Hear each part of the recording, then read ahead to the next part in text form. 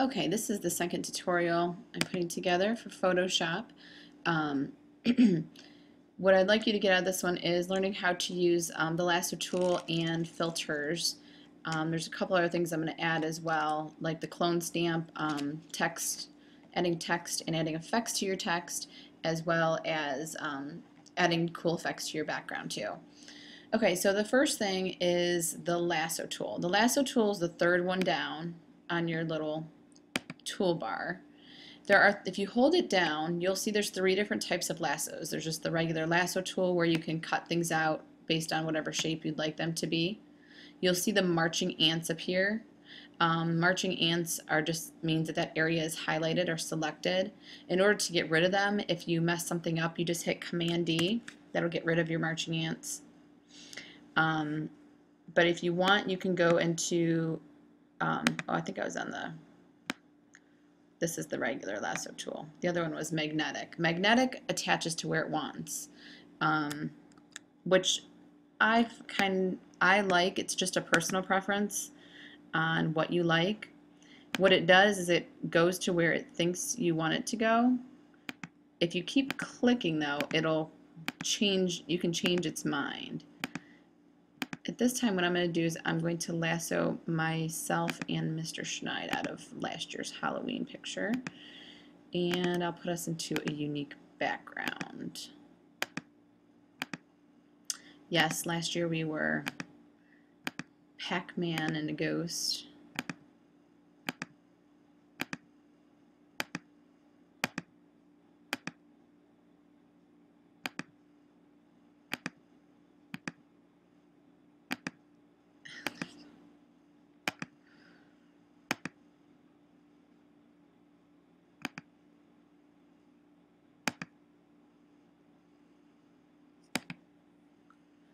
And you'll see the marching ants appear. What I'm going to do is I'm going to go up to Edit and I'm going to copy this.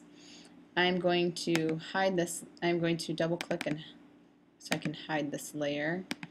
And I'm going to create a new layer. And in that new layer, I'm going to paste us.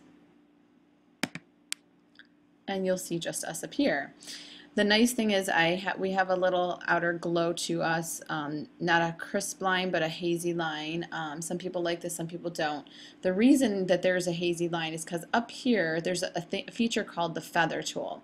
If you have this at 0, you'll have a crisp line. If you have it up at all, it'll give you more of a blurred line.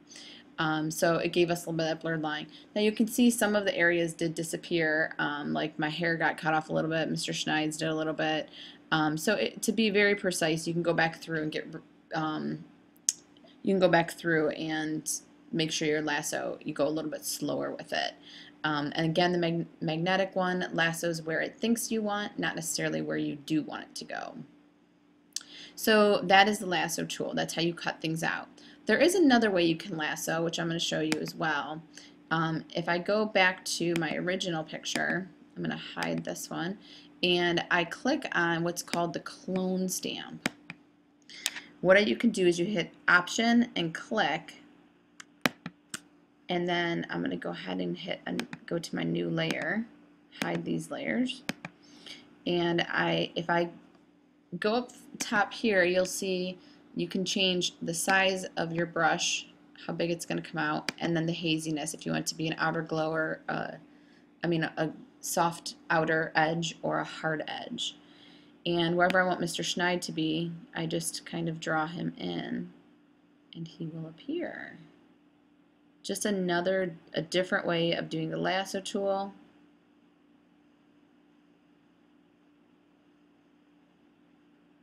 And this is called the clone stamp. And I can lasso in anything I want.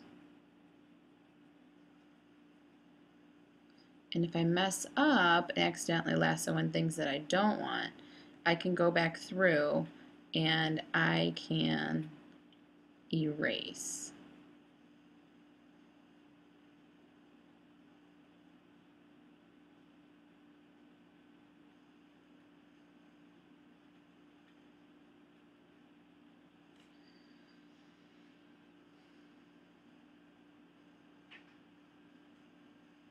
So you get the idea. It's kind of cool. Now, if you want to erase like a little bit around the edges here, the eraser tool is 2 down from the clone stamp. And you can hold it down, and there's a magic eraser, and then there's also just the regular eraser. I'm just going to use the regular eraser and try and go in here and get right around the edges. You can always zoom in closer. You can go Option and 2 fingers in, and you can get a little closer.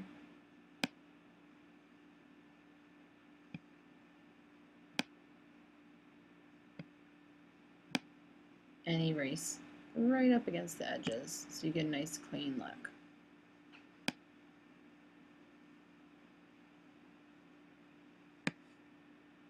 Not the best, but you get the idea. Oops. Okay, now as far as adding a background in, I would create a new layer so that it's on a separate layer. There is the paint bucket or gradient tool, which is right below the eraser. The paint bucket, what it's going to do is it's going to color the whole background one color. Your colors are right here. If you click on this, it'll change it to whatever color you'd like. And you can click and you'll see the whole color goes for the whole background. Now, a lot of people are like, oh my gosh, what happened to my background? Well, what you got to think of this as layers. So layer 0 is on the bottom, and then you have layer 1, it's on top of that, it gets glued on top of it. Layer 2 goes on top of that, layer 3 on top of that. If you want one to be showing and not the other, you just move it down below the other layer. So we'll click on 3 and lower it below layer 2, and there you go. Now you have your picture. Now, if we wanted to make this a little bit more interesting of a background, you could do a gradient, which is also in the paint bucket, the gradient tool. And if you click out here and you drag it and then release it, you'll see that you get a gradient tool. Now I could change these colors. Maybe I want to go pink on this side and yellow on this side to contrast our two Pac-Man and Ghost colors. So what I can do is I click on up here and you'll see this little gradient editor pop up. What I can do is click on this color here. The color pops up down here. I can click on it. If I want to grab this pink, I just click on it out here. It's going to grab the correct pink. I hit OK. Now I'm going to grab the correct yellow and I click out here. This is called the eyedropper. It's also right here, and it allows you to grab any color that you see within a photo, which is really nice. And I'll hit OK. And I have my colors, so I'm good. So now I'm going to go ahead and do that one more time. And it changes it. Now I have the pink up here and the yellow over this way. Now I have a little bit too much of the yellow going that way, so I'm going to spread it out a little bit further. And you can change this. I'll show you every time you click and go in different directions, you're going to get a different look to it completely. So play around with the backgrounds until you know it's the way you want it to be. And that looks pretty nice, so I would keep that. See, the next thing I want to show you guys is how to add text. So if I wanted to write anything on this, maybe I'll write like Happy Halloween. If I want to go back to this layer of Mr. Schneid and I and move it, I just click on the arrow tool and I can move us around. And maybe I'll write Happy Halloween 2011 up here. So I'm going to go into my text and I'm just going to click anywhere and write Happy Halloween 2011. Now I can change this text. I always recommend not using one that everybody knows. Like, you don't want to use Times New Roman or Arial. You want to use things that are different and unique, but not too crazy so that people can't read them. You just want to make it so that it's a different font. So look for something that you're happy with, and once you find something, just click on it and you can play with it. I'll go with this one. Now what we're going to do is I'm going to move it. So I'm going to click on my arrow and I'm going to move it on over. And I'll make it bigger in a second here after I add some cool effects to this. Actually, you know what, let me go ahead and change the size of it right now. So if I'm on this layer, I'm clicked on it, it's highlighted in blue, I can go up to Edit and Transform and go to Scale, and I can just make this bigger, as big as I want it to be. Oops. So it makes it a little bit more unique. And then hit Enter. Now I'm going to go and I'm going to change it and make the effects really unique. Give it a drop shadow, an outer glow, make it unique looking. You can else double click, you can either double click on the blue, or you may click on the FX, and you can click on any of these and it's going to bring up your different selections that you can do. So I'm going to click on the drop shadow, and when you get to drop shadow, there's all these different things that you can play with. I recommend putting the multiply to normal, because then it's going to give it the most normal effect. You can change your color of your drop shadow. You can change the angle of it as well. You can change the distance of how far out it comes, the spread of it, the size of it. You can change the angle of it.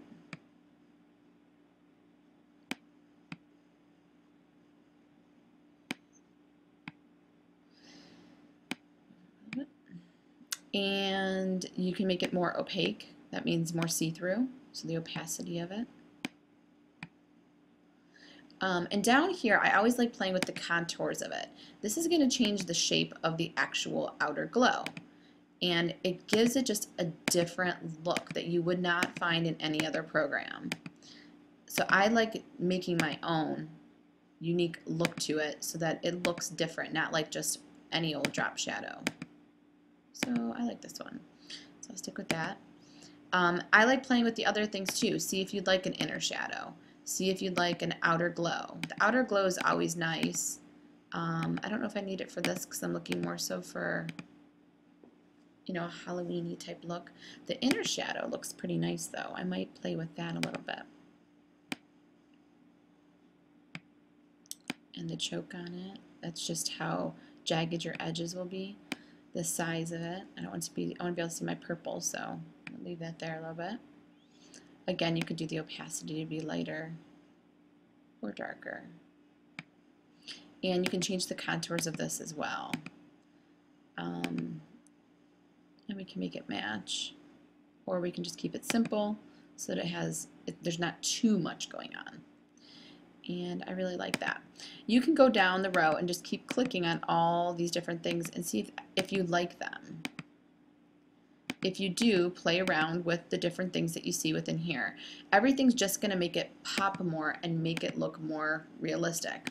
You can do color overlay, which looks really cool. Let's change our color overlay to the pink on the ghost. Or even the yellow. I don't know if I like that pink. Yeah, it's not bad. I like that. And we'll hit OK. And there's also gradient where you can make it more of a gradient look to it, pattern overlay and stroke. Again, just play with those and see what you like. I'm going to hit OK. So that looks pretty cool, but one other thing that can make it even more interesting is giving it more of an arch to it around our picture to make it fit. So if you go back into the T for text, you're back on that, you're on that layer already. There's a little arch with a T at the top here. You're going to click on that. You're going to click on one of the arches and you're just going to play around with it. You can make it very extreme or you can make it very subtle. And you can move it down too. And I'll just make it subtle. But there are all different kinds of ones. You could do a lower arch. You can do the upper. There's all different ones you can play with. Ones that look like a fish. You can make that more extreme so it really looks like a fish. The fisheye. There's really a lot of different cool ones in here. I'm going to go back with this one, or they're pretty similar. And just hit OK. And now you have a unique look to this picture. The colors are starting to match. The background colors match the picture. My colors and my font matches. Everything's working together. If you wanted to add one more thing that I'd like to talk to you about is just filters. If I went into my picture of Mr. Schneid and I, what I could do is I can go up into the filters and I could play with all these different filters to give it more of a unique look to it. Let's see what pops up. You can change this so that you can see the whole picture, fit to view. Pop up in just a second. what it's doing is it's showing you what that effect would do onto